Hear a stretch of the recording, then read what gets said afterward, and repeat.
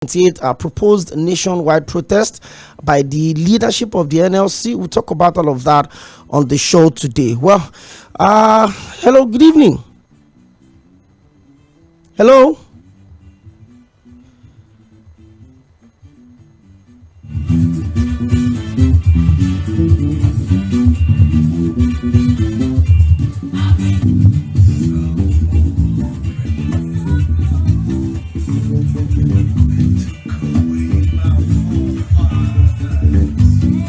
We're trying to reconnect with my guest. My guest is no other person than Comrade ONYEKA Christopher Chukwudi.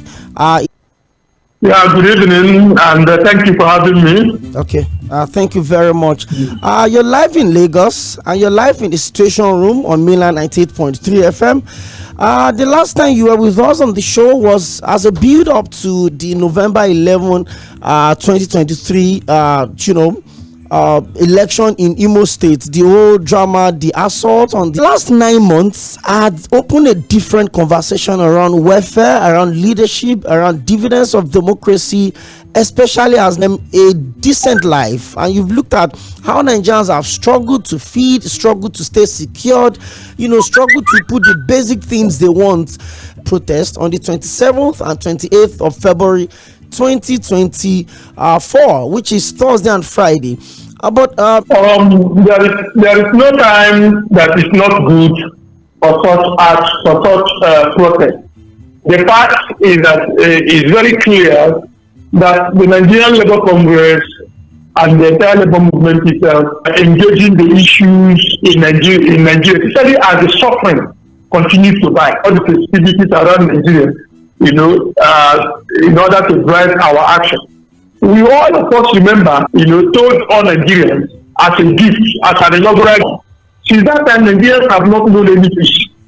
And we know that anything that touches on is gone message, took away. It threatened the very existence of Nigerians. And we immediately responded on June 5 of that same year.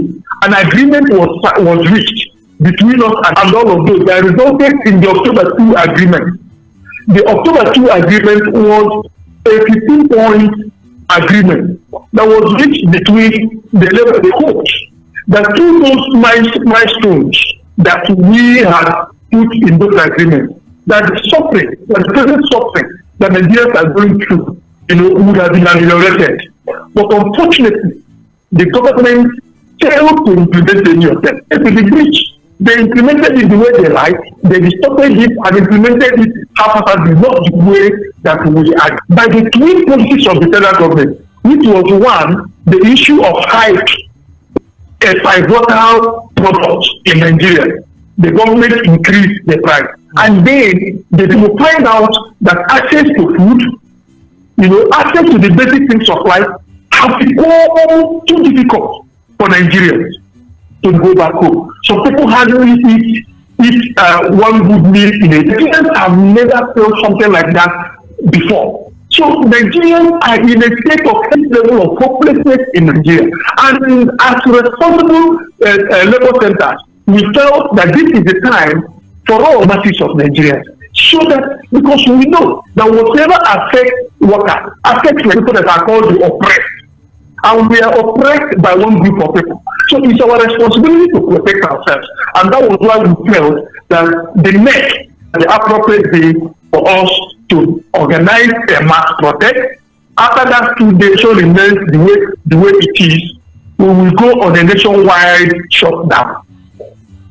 And that is what the plan is. Okay, when he was sworn in, and I want to read a quote from his speech. He said, and I quote, wage was not enough. And he further says that in Nigeria, I shall have the honor and privilege to lead from the 29th of May. The workers will have more than a minimum wage. You would have 2023 when he was sworn in. And immediately made that statement a few minutes later from the month of May in the budget. But from then on, of commodities in the market on the 29th of May. But how much a gift, because if Nigerians are truly voted for him, it was for him to demonstrate law by hiking the price of PMS, because spending 1 naira on PMS in whatever they call subsidy. That is the truth. So that is why we call it hike of PMS, despite warnings from NLC that it was going to inflict happen if something like that actually happens. And they said they knew better. Even so here, because we knew what we were talking about. Some of us are economists. The price of PMS occupies in Nigeria's economy. And we knew that when warnings began to be seen, every day, every Nigerian began to see what was happening. That the president promised a living wage, said we are going to do two things, and then you did one and refuse to do the other one. We agreed on the wage award, second agreement, which said that the federal government grants a wage award of 5,000 naira only to all federal government. What was the agreement? But the government that had already said, we are going to give a living wage, if you refuse to implement as agreed. So there is no sincerity on part of that particular government, and that is why we say it was just property. In any case, the policies of the government in then has gone to show that rather than looking out for the interest of Nigerian people, that this government, has gone out to protect the interest of the poor, the interest of the workers, the interest of the masses, our fathers and our mothers, trying to settle the people in government, and then at detriment of. It's a shameful thing that Nigerians have now returned into beggars because of the program. It's about granting access to public utilities. It's about granting access to things like healthcare, education. If we are left a guy to begin to imagine what the intentions of that government is. And so we really select you, or is it government working for IMF and World Bank? Who are they really working for? Are they working for Nigeria? Are they patriotic enough to work for Nigeria? Are they the time government today? Who are they working for? Because if they are working for us, they should be able to listen to us. If they are working for all over the nation, we will not be there. Nigerians are not crying and saying, we are hungry. We are hungry all over Nigeria. I am also crying that I am hungry. This government has impoverished us, and something must give. It is a responsible government to reverse the policies that they have put in place. The federal government set up a 37-man committee that was tasked of the NLC.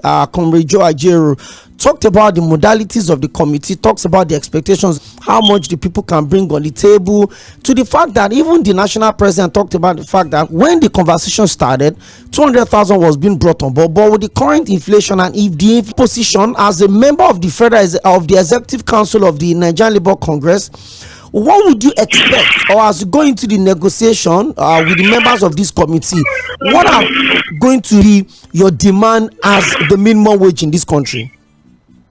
It is based on the objective realities. It is based on realities on the ground. That's his wage. His wage is supposed to, allow him to live. Is to enable him to take care of himself, to take care of his wife, his children, to buy food for him. He's supposed to provide beverages for the family. He's supposed to allow him to make call, to transport himself. He's supposed to do all of those things that make him a human being. That is what the salary is supposed to do. That the one we call, keeping for the rainy days. So, and these are the things that make a worker a human being. And so if the salary cannot allow a worker to meet all of these necessities, then that particular salary is not the kind of salary that anybody wants. It's a poverty salary. It's a starvation wage.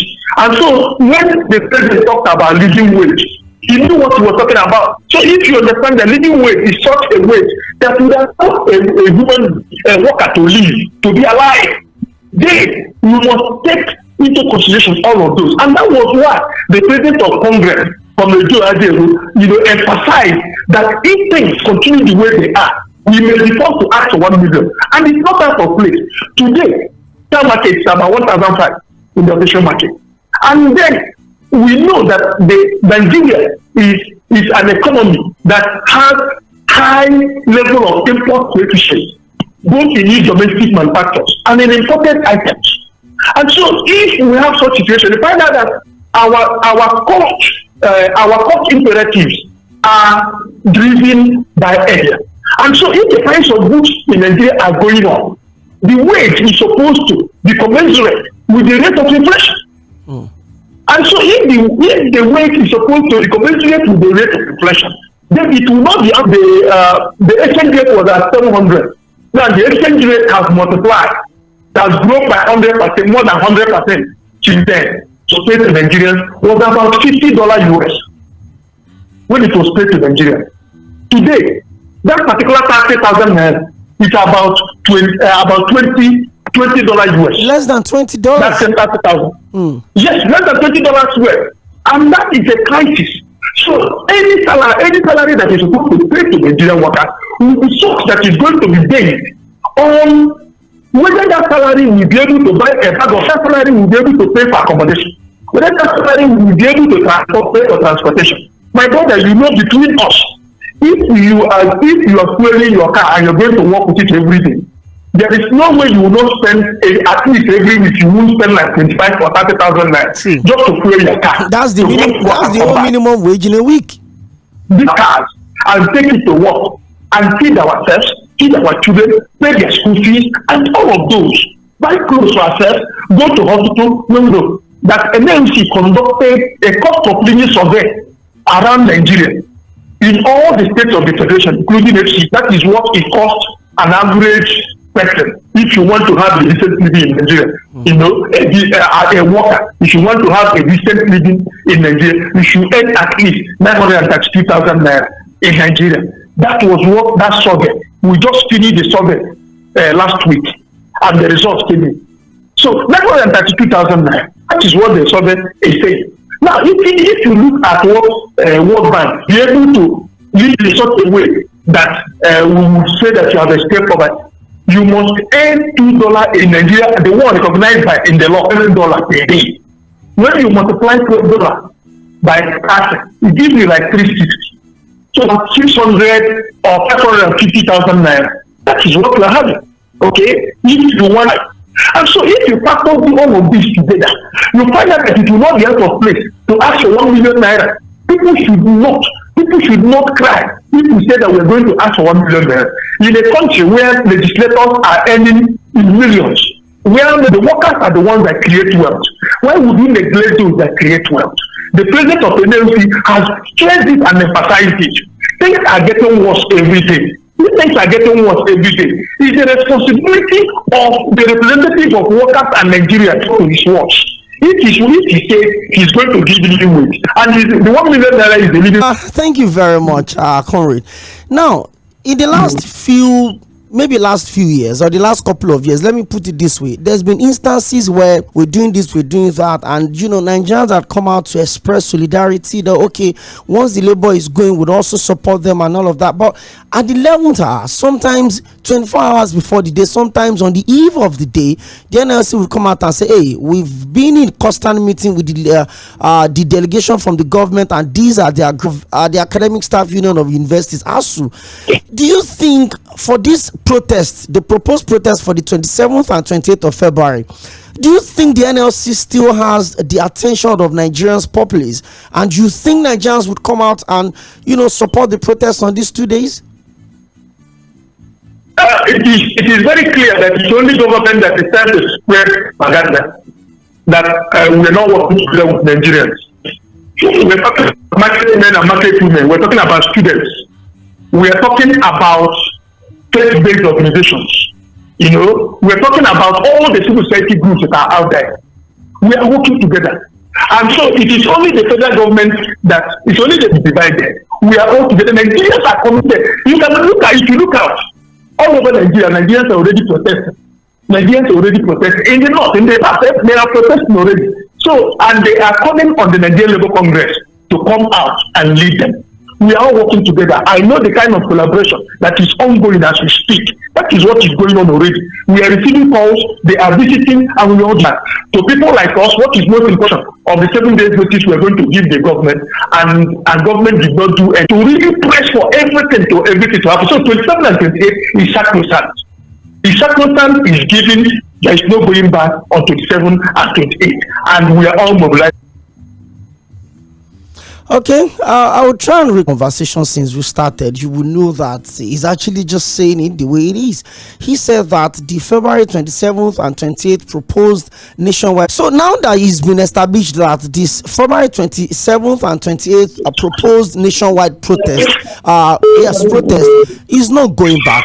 How do you intend to go?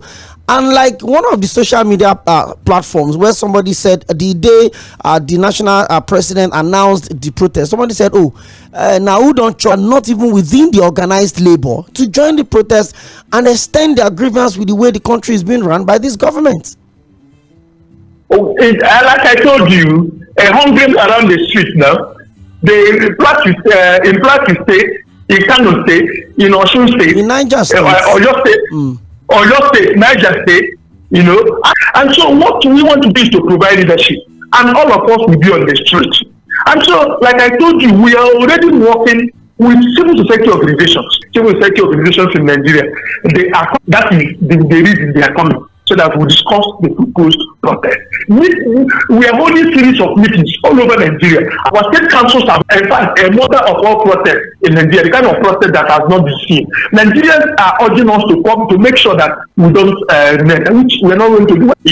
We are already going through sleepless nights to ensure that it happens, and it will happen.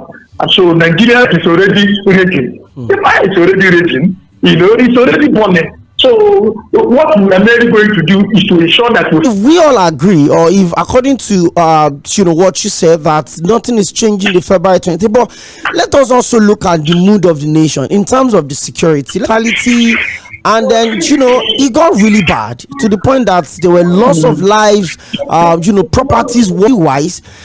Do you think the Nigerian Labour Congress are really up for whatever the consequences of these protests could be? And this is what I mean.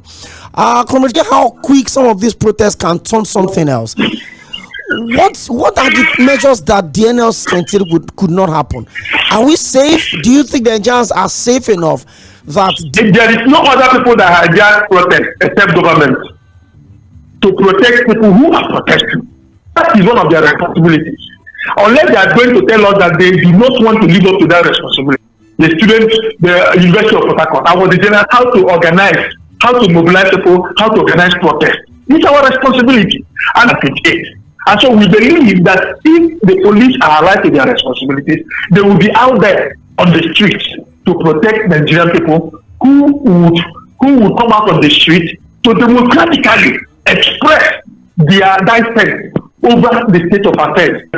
If they do not turn into the hijackers of the protest will go without violence. The protest will go freely, and nothing would. The Assistant Secretary General of the Nigerian Labour Congress reached out to you late yesterday night, and you responded. Thank you very much for speaking to Nigerians. Before you leave, you have any kind words to say to the Nigerian population? And this is not just a message to the Nigerian Labour Congress members, because a lot of people have said that, if the NLC state at the federal level, why can't there be conversation around increasing the minimum wage or living wage to 1 million? I will most likely not benefit from it because I work within the organization. What would you think the government should do at this point? I mean, we cannot. Go on, please. Go on. The government will try many things to see if they will divide us.